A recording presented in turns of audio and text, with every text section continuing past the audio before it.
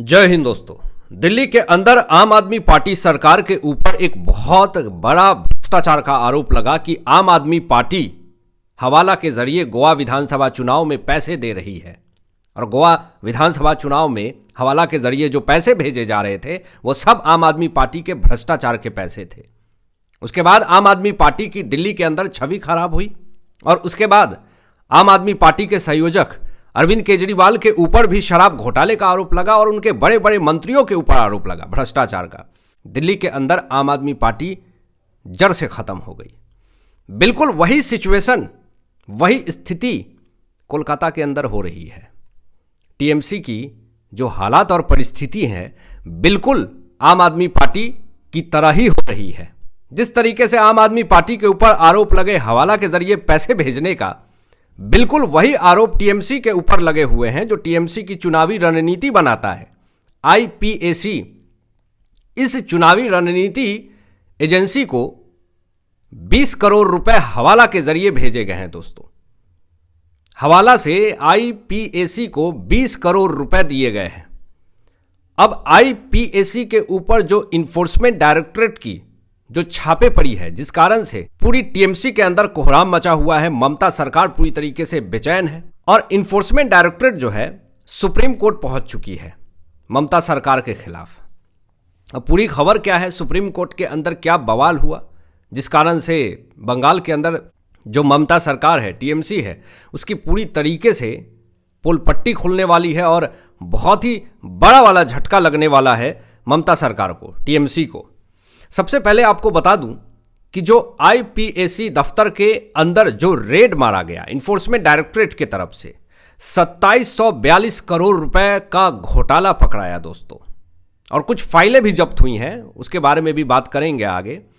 लेकिन enforcement directorate को जो ये भ्रष्टाचार 2742 करोड़ का मिला, इसमें ममता सरकार पूरी तरीके से इन्वॉल्व है, ऐसा आरोप लगाया जा रहा है। ममता बनर्जी के ऊपर गंभीर आरोप लगाए गए।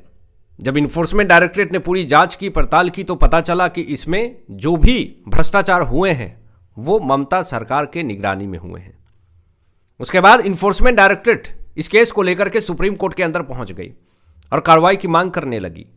और सबसे बड़ी बात यह है, सबसे बड़ी खबर दोस्तों ये है कि इस पूरे भ्रष्टाचार में डीजीपी और कमिश्नर भी आरोपी बनाए गए। 8 जनवरी को छापेमारी हुई थी आईपीएसी और प्रतीक जैन के ठिकाने पर। जांच में बाधा डालने का आरोप लगाया गया, सबूतों से छेड़छाड़ की गई थी, डिजिटल डिवाइस जबरन ले लिए गए थे, जो कि आपने फुटेज में भी देखा होगा कि जब इन्फोर्समेंट डायरेक्टरेट छापे मार रही थी आईपीएसी के दफ्तर पे, प्रतीक जैन के ठिकानों पे, तो ममता सरकार आनन फानन में आती हैं। आखिर कौन सी ऐसी फाइल थी, कौन से ऐसे राज थे जिसको बचाने के लिए खुद एक पश्चिम बंगाल की मुख्यमंत्री ममता बनर्जी को पहुंचना पड़ता है और फाइल को लेकर के जाना पड़ता है। सारी फुटेज हैं, सारे सबूत हैं, और इसको आधार बना करके इन्फोर्समेंट डायरेक्टरेट उस फुटेज को सुप्रीम कोर्ट के अंदर भी दिखा रही है कि देखिए सबूतों को टैंपर किया गया है, सबूतों के साथ छेड़छाड़ की गई है। तो फिर कैसे पश्चिम बंगाल के अंदर लोकतंत्र बचेगा?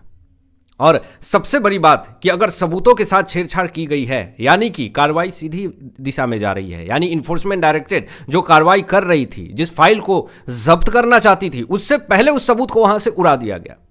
अब ईडी ने सीबीआई की जांच की मांग की है दोस्तों, ये बड़ी खबर सामने आ रही है और कुछ दस्तावेज दिखाए हैं। न्यूज़ 18 ने कार में कुछ दस्तावेज दिखाए हैं कि देखिए ये किस तरीके से ममता सरकार के अंडर में इतना बड़ा झोलझाल हो रहा है ताकि अपने सबूतों को छुपाया जा रहा है। मतलब इतने बड़े भ्रष्टाचार हुए हैं। अब ग्रीन फाइनल फाइल पर विवाद बढ़ चुका है दोस्तों। अब ये ग्रीन फाइनल फाइल में आखिर ऐसा क्या है जिसको छुपाया जा रहा है, जो कार में भर करके ले जाया जा रहा है सबूतों को? अब टीएमसी समर्थकों ने पूरी तरीके से हंगामा किया और जहां पर इन्फोर्समेंट डायरेक्टरेट आईपीएसी के ठिकानों पर, दफ्तर के ऊपर जो छापा मारने वाली थी, उससे पहले टीएमसी के समर्थक को बुलाया गया, सरकारी काम में बाधा दिया गया ताकि जांच अच्छे से ना हो और उससे पहले ही सबूतों को उड़ा ले जाए। अब ये जो पूरा बखेरा जो हुआ पश्चिम बंगाल के अंदर, इससे पश्चिम बंगाल में राजनीति गर्मा गई है, माहौल पूरी तरीके से गर्मा गया है। सुप्रीम कोर्ट में सुनवाई जल्द होगी। ममता सरकार पर दबाव जो है वो और ज्यादा बढ़ गया है। विपक्ष ने जांच की मांग की है। बीजेपी ने इन तमाम चीजों को देखते हुए ये कहा कि ममता सरकार जो है वो अंदर ही अंदर खेला कर रही है। सोशल मीडिया पर ममता सरकार के जितने भी भ्रष्टाचार नेता हैं उनको गिरफ्तारी की मांग उठने लगी और इससे बंगाल चुनाव 2026 पर असर पड़ेगा, विधानसभा चुनाव को लेकर के, क्योंकि ममता सरकार नहीं चाहती थी कि इस बार पश्चिम बंगाल में खेला हो बीजेपी का। लेकिन जिस तरीके का माहौल पश्चिम बंगाल के अंदर देखा जा रहा है, इससे साफ तौर पे ये पता चल रहा है कि पश्चिम बंगाल विधानसभा चुनाव जो है वो ममता सरकार के हाथों से जाने वाला है। और ममता सरकार ने एक स्टेटमेंट जारी किया और कहा कि नरेंद्र मोदी पीएम एचएम को संभालो, होम मिनिस्टर को संभालो, अमित शाह जी को संभालो। ये डर, ये खौफ साफ तौर पे दिखाता है कि ममता सरकार पूरी तरीके से डर चुकी है अमित शाह जी के एक्शन से। ममता सरकार CBI, enforcement directorate, central government की एजेंसियां से पूरी तरीके से डर गई है। इसीलिए नरेंद्र मोदी जी से गुहार लगा रही है कि आखिर क्यों हमारे साथ ऐसा किया जा रहा है, रोकिए, होम मिनिस्टर को रोकिए। लेकिन अमित शाह जी ने क्लियर कर दिया है कि जहां पे भ्रष्टाचार होगा, जहां पे दलाली होगी, जहां पर गरीबों के पैसे को चूसे जाएंगे, जहां पर आम जनता के अधिकारों को मारा जाएगा, वहां पर अमित शाह जी सामने आएंगे। जब इन्फोर्समेंट डायरेक्टरेट ने आईपीएसी दफ्तर पे जब रेड मारा तो ममता सरकार ने रेड में दखल की। क्या ये लोकतंत्र है दोस्तों? जो राहुल गांधी विदेश में जाकर के ये कहते हैं कि भारत में लोकतंत्र खतरे में है, संविधान बदल दिया जाएगा। एक सेंट्रल गवर्नमेंट की एजेंसी जहां पे भ्रष्टाचार हुआ है वहां पे जांच करने आ रही है भ्रष्टाचार को लेकर के, तो एक मुख्यमंत्री आती हैं, फाइल उठा करके ले जाती हैं सामने से और रेड में दखल देती हैं, सरकारी काम में बाधा देती हैं। और फिर भी राहुल गांधी विदेशी धरती पे बैठ करके भारत का अपमान करते हैं और ये कहते हैं कि भारत में लोकतंत्र तो है ही नहीं। अगर लोकतंत्र नहीं होता तो क्या ऐसे काम होते? मनमर्जी चल रही है पश्चिम बंगाल के अंदर। मतलब रेड में दखल भी दी ममता बनर्जी ने और उसके बाद फाइल और फोन भी जब्त कर लिए। मतलब उस फाइल और फोन में आखिर ऐसा क्या है जो नहीं चाहती हैं ममता सरकार कि वो इन्फोर्समेंट डायरेक्टरेट के हाथों में आए। अब ईडी ने कोर्ट का रुख किया, कहा कि रेड में सबसे पहले दखल दी है ममता बनर्जी ने और फोन और फाइलें जो है वो उठा करके ले गई, सारे सबूतों को ले गई। अब इन्फोर्समेंट डायरेक्टरेट जो है वो कोलकाता हाई कोर्ट में एक याचिका डाल देती है, कंप्लेन कर देती है ममता सरकार को लेकर के। अब इस मामले में बड़ी खबर दोस्तों सामने ये आई है कि 14 जनवरी को इस पर सुनवाई होगी।